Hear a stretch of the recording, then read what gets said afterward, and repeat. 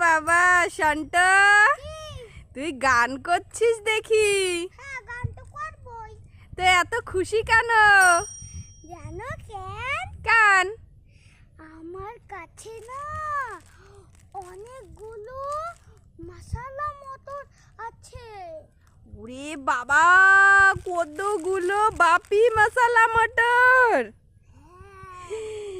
ও শান্ত, ওই আমাকে একটা দে না শান্ত।